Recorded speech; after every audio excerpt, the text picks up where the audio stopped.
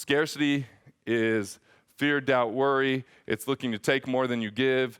Risk is in the investor, not the investment. How do you relate to that investment? If it's an investment you don't know or understand, you're taking on too much risk.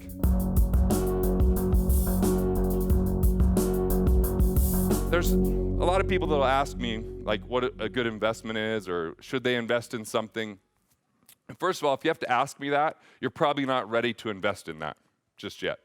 If you have to ask, is this a good investment? Because the real answer is, a good investment for whom? I mean, it depends. I believe in investor DNA, and your investor DNA, it's one of the segments we're going to go through to help you uncover and decode it, because when you figure out your investor DNA, the first thing you're going to get back is time. You're not going to waste your time on anything that isn't aligned with your investor DNA. You're not going to listen to pitches and investments that aren't right for you, and you're only going to focus, instead of diversify, on a narrow group of things that is going to produce more return for you.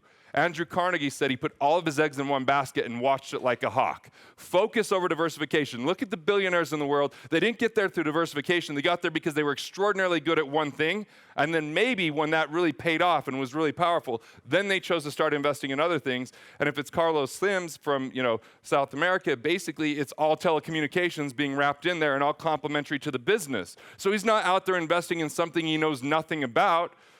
So if you don't know anything about something and you invest in it, risk is in the investor, not the investment. How do you relate to that investment? If it's an investment you don't know or understand, you're taking on too much risk. Does that make sense? So if you really take that into consideration before you invest, that's critically important. And not just having the right information, but also having the right people and team. I wrote a book recently called What Would the Rockefellers Do? And one of the things the Rockefellers invented was a Rockefeller-style family office. What they did that the Vanderbilts didn't do, because the Vanderbilts had more money than the U.S. Treasury at one time. Cornelius was a badass. I mean, really, more money than the U.S. Treasury, that's pretty impressive. Unfortunately, 54 years after Cornelius died, the first Vanderbilt died broke. And Anderson Cooper is an heir of the Vanderbilts, but he didn't get any money because of bad decision-making, not having a financial team, and they started to just buy things. Like they owned 10 mansions at one time that some have been torn down, and one's a museum in Rhode Island. It didn't have anything to do with their investor DNA. It had nothing to do with how they made their money, and most importantly, the values, the contribution, and the philosophy hadn't translated to the next generation. Which I don't know about you, but one of the things that I constantly ask myself is, how do I make sure to pass on wealth to my kids so they don't become trust fund kids, or that they don't feel entitled, but instead, it's a blessing instead of a curse? Well, the Rockefellers figured that out in a pretty big way because they're the 6th generation of passing money on. They donated $50 million to charity last year, and their net worth is still growing. Part of that was relationship capital. They built a financial team that worked just for their family. Right? So everyone sat around and they said, we need attorneys, accountants, we need insurance professionals, we need, asset protection people, we need fiduciaries and investment people, and they sat around and worked on the Rockefeller estate to make sure it's preserved, protected, and perpetuated. But this is a big deal, because if you look at, if you're a business owner, we all know how important it is to hire good people. We know how essential a good team is. Yet if you look at your financial life, have you taken the same amount of care and concern to build a good financial team? Have you thought about whether or not they're A players? If they're out looking for you and looking after you to make sure that you're protecting your wealth and that everything's integrated and coordinated. When I was 22 years old, I went into a family office in New York. I was shadowing this financial guy, and they had told me he's like the best guy in the world at the time. And so it took me about 3 years, because I started in the financial business when I was 19, basically peddling products to family and friends, nothing all that impressive. When they tell you an internship, what they don't tell you is your internship is to bring your people to us so they can buy stuff from us.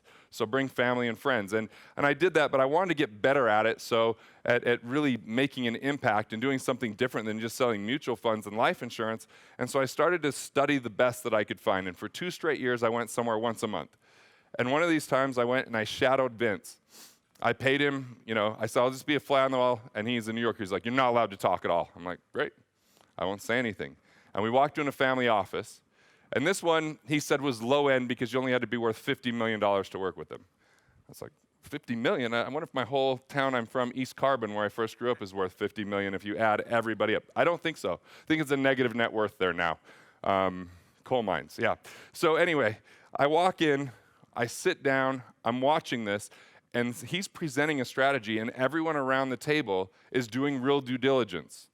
Now, in the world of finance, due diligence is like Sasquatch. You hear about it all the time, but you never see it, right? It's almost impossible for a financial person to do due diligence if they're selling you a product, because they have a bias, whether they're a good person or not, because that's how they get paid. So they're going to see kind of the best parts of that better than they're going to see what the downsides are. And when I saw that, I was like, this is pretty fascinating. And so he presented a strategy. They didn't implement it for 4 years, that strategy, because of all the moving pieces and parts and making sure it was going to work out. I was like, this is what I want to build. This is what I've got to create in my own life, and this is what other business owners deserve that have high revenues, that are the working wealthy, but not necessarily high net worth, right? So back to this whole concept of scarcity versus abundance. Scarcity is fear, doubt, worry. It's looking to take more than you give. It's thinking that someone else is going to do everything for you. It lacks responsibility. It's always in fear of something, not being enough. And it's this notion of the finite pie.